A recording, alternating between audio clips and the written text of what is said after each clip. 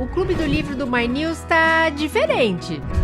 Descontos, bate-papo com os autores e agora um encontro mensal com os leitores.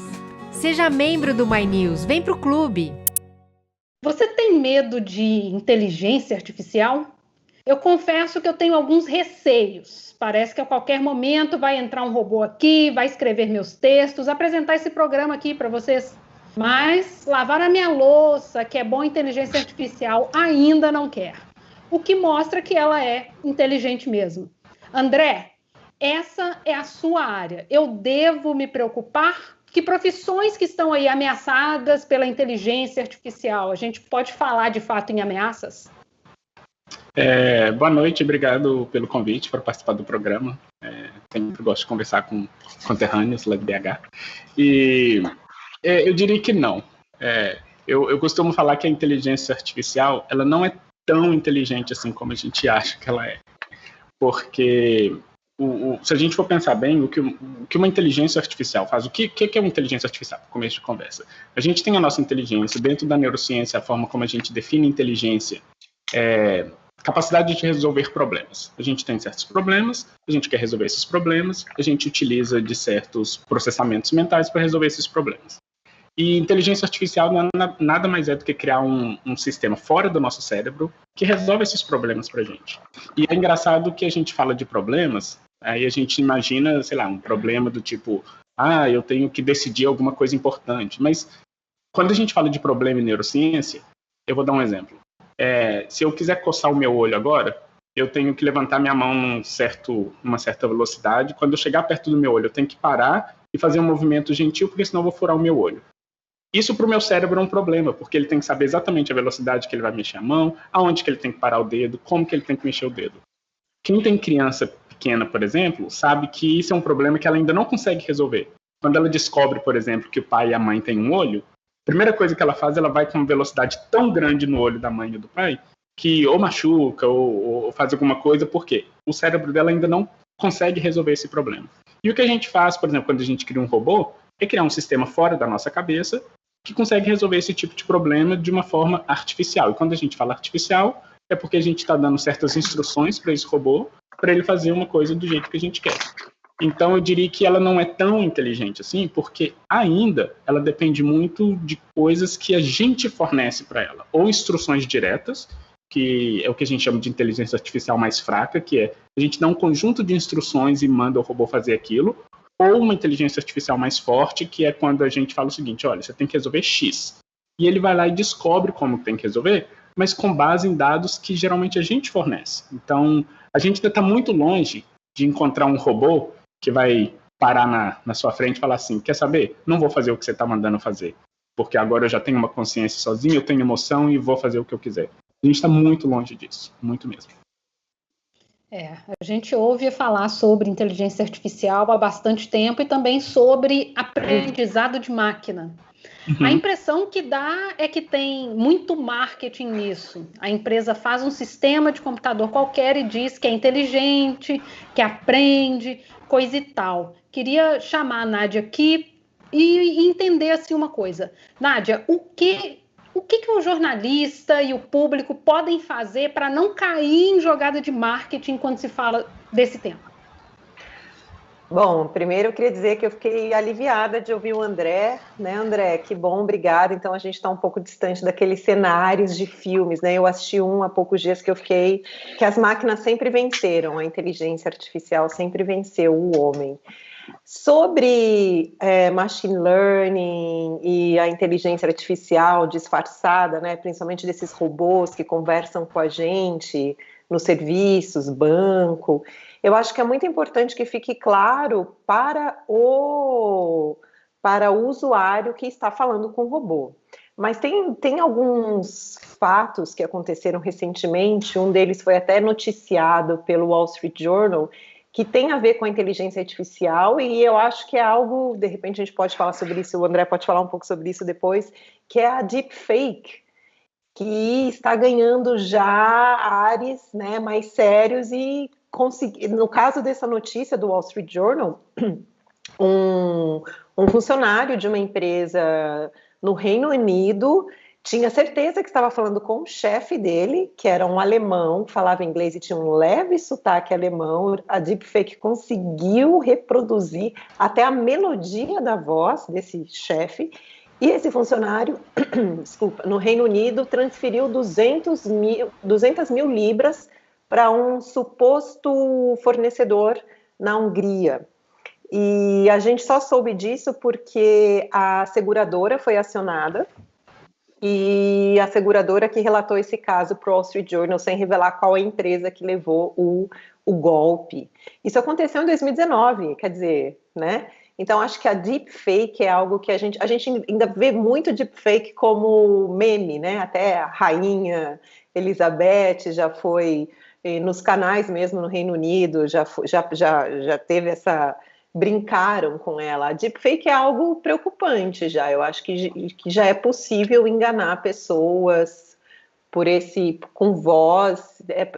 Tem que tomar muito cuidado com isso. Eu não sei se no Brasil a gente já tem relatos de golpes, mas é algo que está bastante sofisticado. Realmente ainda não vi falar de golpes específicos nesse métier aí, não. Espero que nem tão cedo, né? Só para complementar... Golpes, né? Rapidinho, só para complementar isso que a Nádia falou, isso é um problema sério que as próprias empresas, tipo Facebook e Twitter, eles têm uma dificuldade muito grande de tirar isso do sistema e de descobrir, justamente porque as técnicas de criação desses deepfakes, elas são tão grandes e tão perfeitas que o próprio sistema tem uma dificuldade de detectar que aquilo não é real. Então é como se fosse uma profecia que a gente criou um sistema tão legal, tão perfeito, que o sistema não consegue mais detectar que aquilo é fake. E o interessante, em termos bem técnicos assim, é que o sistema, como é um sistema de inteligência artificial, o que um sistema de inteligência artificial faz? Ele aprende com dados que ele tem. Então, quanto mais perfeito esses deepfakes ficam, mais ele aprende a fazer a coisa mais perfeita e mais difícil fica de sistemas detectarem que aquilo não é verdade. Então, é uma dificuldade que essas empresas... Eu presenciei isso diretamente quando eu trabalhava no Facebook, porque a gente estava tentando criar coisas e sistemas que conseguissem detectar a falsidade desses deepfakes. Mas é muito difícil porque você tem que utilizar nuances e dados muito específicos para poder detectar que uma coisa é falsa ou não. Ou seja, aquele alívio que a Nádia disse que teve porque o robô não vinha. Agora ela pode retomar o medo porque o deepfake está aí. Mas o interessante é que eu sempre falo, isso tudo é um problema humano, não é um problema da máquina em si. É a gente que criou e que coloca isso lá. Então, assim, tanto quando a gente, por exemplo, vê sistemas de algoritmos que são, vamos dizer assim, preconceituosos, aí a gente coloca a culpa no sistema, mas na verdade esse sistema aprende com base em dados. Só um exemplo claro disso. Teve uma vez que a Amazon criou um sistema interno para poder separar os currículos que ela recebia de candidatos. Porque ela recebe muitos, então ela criou um sistema interno que fazia uma pré-triagem desses currículos. E ela começou a descobrir com o tempo que ele só classificava ou só aprovava currículos de homens.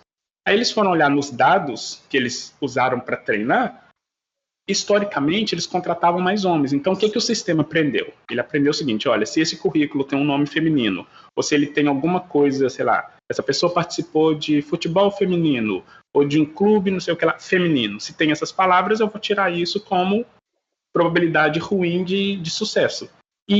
Ou seja, o sistema estava enviesado para aprovar só homens. Aí você pensa, o sistema é ruim? Não, foi os dados que a gente forneceu para esse sistema, ele era ruim para o começo de conversa. Então o sistema simplesmente fez o que a gente pediu para ele fazer, que foi aprender com base nesses dados. Ô, Cecília, posso... E continuou errado. Nessa linha também, eu li que a Apple também detectou o mesmo problema, mas era para fornecer crédito. Eu fornecia crédito muito menor para as mulheres do que para homens, enviesado da mesma maneira.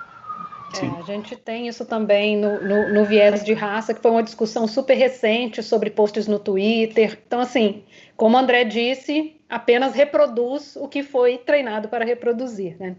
Vamos conversar aqui com Sabine também, que está aqui no papo. Sabine, você é diretora da agência Body, de divulgação científica, e tem uma matéria lá no site sobre o uso de inteligência artificial na telemedicina e como que isso ajuda a reduzir a sobrecarga no sistema de saúde, especialmente agora, durante a pandemia. A tendência é isso ser cada vez mais comum? Você acha assim que quanto tempo até um robozinho começar a receitar um Rivotril para a gente, por exemplo? Esse robozinho eu quero, hein?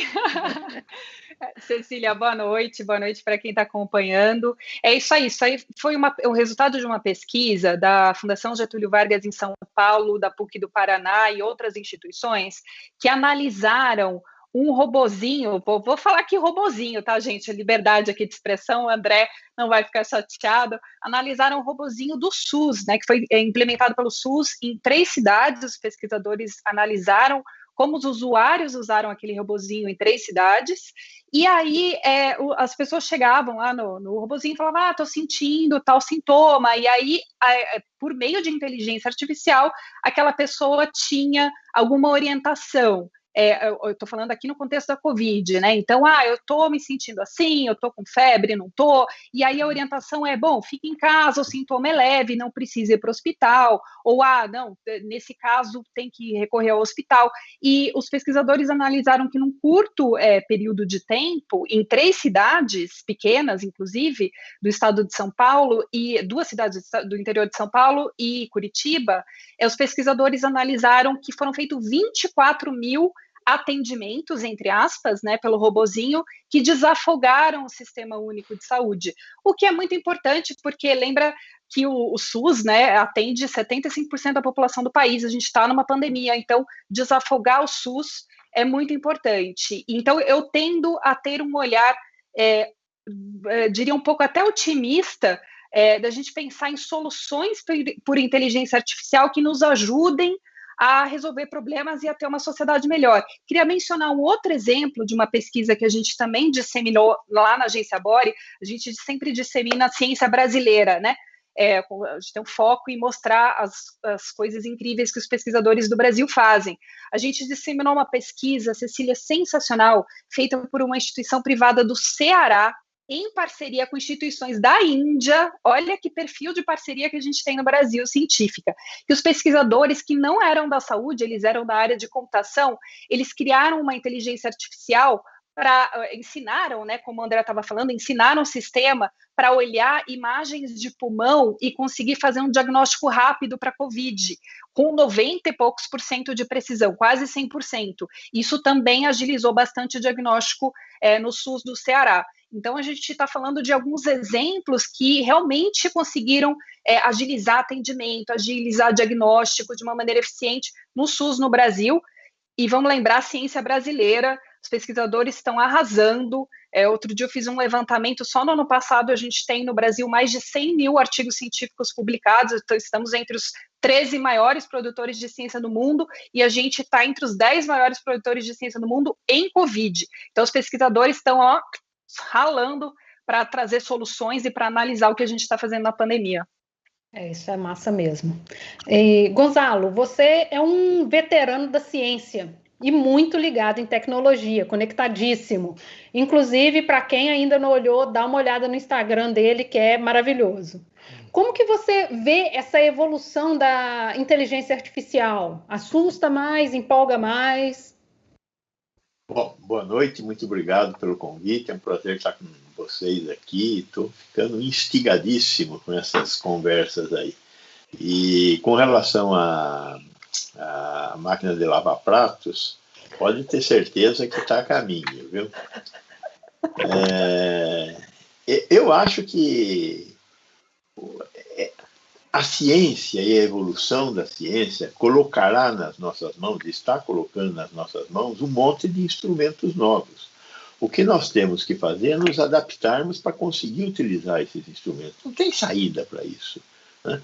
Então, a inteligência artificial, ela veio para ficar, a machine learning veio para ficar, essa coisa dos vestíveis, dos IoTs, elas vieram para ficar, não tem muita surpresa. Algumas coisas que nós fazemos, nós vamos deixar de fazer? Com certeza, algumas coisas que nós fazemos, nós vamos deixar de fazer. Vamos ter que nos adaptar. Agora, vai depender de nós, ao sabermos utilizar a tecnologia, criar um mundo que seja menos ruim do que este. Podemos construir um mundo pior, mais distópico, né? Às vezes a gente assiste esses filmes aí que imaginam esses mundos distópicos no futuro, né? Blade Runner. Podemos, sim, senhora. Dependendo do que nós fizermos, nós vamos piorar a vida do homem na Terra, com certeza. E dependendo do que nós fizermos, nós podemos melhorar a vida do homem na Terra. Mas nós temos que começar discutindo como é que diminui as desigualdades que nós já criamos. E nós vivemos num mundo extremamente desigual e não percebemos. Para nós, é normal um sujeito sair de casa e andar 2 horas de ônibus para ir trabalhar e mais 2 para voltar. Isso não é normal, isso é anormal, isso é fruto da nossa ignorância. Então, eu acho que a ciência, ela tem condição de dar respostas muito melhores para nós. Nós conseguimos melhorar muito o mundo com a ciência em muitos aspectos, mas também conseguimos piorar o mundo em muitos aspectos. Nós estamos sujando o mundo, destruindo o mundo da forma como nós estamos utilizando o conhecimento que nós acumulamos. Esta peste que nós estamos vivendo agora, ela é fruto da nossa capacidade da destruição do mundo. Esse bicho se incomodou onde ele estava e resolveu habitar o homem por alguma razão. É porque nós estávamos pressionando o ambiente no qual ele vivia. Então, a tecnologia poderá melhorar o mundo, eu não tenho dúvida disso. E esses exemplos que foram dados da inteligência artificial, inclusive com relação à interpretação de exames, é fantástico. Eu não preciso de um tomografista que olhe 100% das tomografias. Eu não tenho, na maioria dos hospitais brasileiros, a imensa maioria, temos 6.200 hospitais brasileiros. Na maioria dos hospitais, 99%, eu não tenho tomografista à noite nem no final de semana. Agora, eu poderia ter um centro de tomografia brasileiro interpretando tomografias fora do horário comercial e triando as tomografias que podem precisar de um olhar e outras que não precisam. 90% das tomografias são normais. Isso a máquina pode resolver. Os outros 10%, se eu tiver 2 médicos de plantão, eles resolvem. E eu tenho isso para uma rede hospitalar imensa, centralizado num único lugar. Se eu não tivesse isso no Brasil, podia centralizar isso na Índia, que tem muita telemedicina lá. Então, existem caminhos fantásticos, mas falta o tico e o teco funcionarem para olhar esses caminhos. Facilitaria se a gente pudesse concentrar nossa força só naquilo que realmente demanda mais, né? A gente recebeu uma pergunta aqui do Edgar Takakura, que é membro do My News há 2 anos, e ele quer saber qual a diferença entre inteligência artificial e aprendizagem de máquina. Dá uma ideia aí para a gente, André. Pois é, em termos bem técnicos, inteligência artificial é um conjunto grande da ciência ou da área de conhecimento que é de criação de sistemas que conseguem resolver problemas. Como que a gente cria esses sistemas? Existem várias técnicas. Uma delas é o que a gente chama de machine learning, ou de aprendizado de máquinas, que é um sistema onde a gente utiliza vários algoritmos. Basicamente o que a gente faz é o seguinte: a gente vira para essa máquina e fala o seguinte: olha aqui o mundo como ele funciona, aprende aí. Aí ele vai aprender algumas coisas que a gente nem sabe o que é. Aí depois a gente vai virar e falar assim: já que você aprendeu alguma coisa, como que você classifica essas outras coisas aqui baseado no que você aprendeu? Aí ele vai começar a mostrar o que ele sabe fazer com base nesses dados que ele viu. Isso é o que a gente chama de aprendizado de máquinas. É a máquina aprendendo com base no ambiente que a gente dá para essa máquina. Existem outras formas de fazer inteligência artificial. Uma delas não é o aprendizado de máquinas, mas é eu listar para a máquina o que ela deve fazer. Então, vou dar um exemplo bem prático. Suponhamos que eu queira que uma máquina crie um desenho com 4 linhas. Eu dou 4 linhas para a máquina e quero que ela crie um desenho. Eu posso virar para essa máquina e fazer o seguinte: olha, você vai pegar a linha 1, colocar perto da linha 2, 3 graus, você vai pegar a linha 3, fazer tal coisa, pegar a linha 4, eu vou dar certas instruções. Ela vai pegar essas linhas e vai fazer isso. Isso é uma forma de inteligência artificial, porque não é a gente que está fazendo, é uma máquina, mas com base em instruções que a gente deu. Uma outra forma que eu tenho para fazer isso é o seguinte: eu dou as linhas e falo para a máquina, desenhe alguma coisa. Com base em vários outros desenhos, ela vai aprender sozinha como que ela deve desenhar aquilo. O que a gente usa, por exemplo, em sistemas como o YouTube, o Facebook, o próprio Spotify, as músicas que recomendam, é com base nesse aprendizado de máquinas. Como que isso funciona? Todo dia você escuta um tipo de música. E aí ou você escuta de manhã, ou você escuta à tarde, ou você escuta no carro, às vezes você escuta lavando louça. Você tem vários contextozinhos de como você escuta aquela música. Tem dados demográficos seus, sua idade, onde você mora, se você paga a assinatura premium ou não. Todos esses dados estão lá dentro do Spotify. Ele vai pegar isso tudo, com base nisso tudo, falar assim, olha, eu acho que essa pessoa gosta de música X. Deixa eu ver se é mesmo. Aí ela vai te apresentar essa música. Aí se você olhar no seu Spotify e falar, nossa, que legal, adorei essa música. Aí você escuta, ela vai aprender isso. Ela vai virar e falar assim, ela gostou dessa música, então deixa eu começar a recomendar mais coisas parecidas com isso. Ninguém chega lá dentro do Spotify e dá uma regra do tipo, olha, pega lá o Spotify da Cecília e coloca a música tal. Ninguém vai fazer isso. Por exemplo, um dia minha mãe falou assim, ela gosta muito de Bruno Marrone. Ela me ligou e falou, André, coloca lá no Spotify o Bruno Marrone no meu Spotify para eu poder escutar. Eu falei, mas não é bem assim que funciona. Você tem que começar a escutar mais Bruno Marrone, outras coisas, para o Spotify começar a te sugerir essas coisas. Então a diferença básica é isso. Eu diria que o aprendizado de máquinas é um grupo dentro desse grupo maior que a gente chama de inteligência artificial.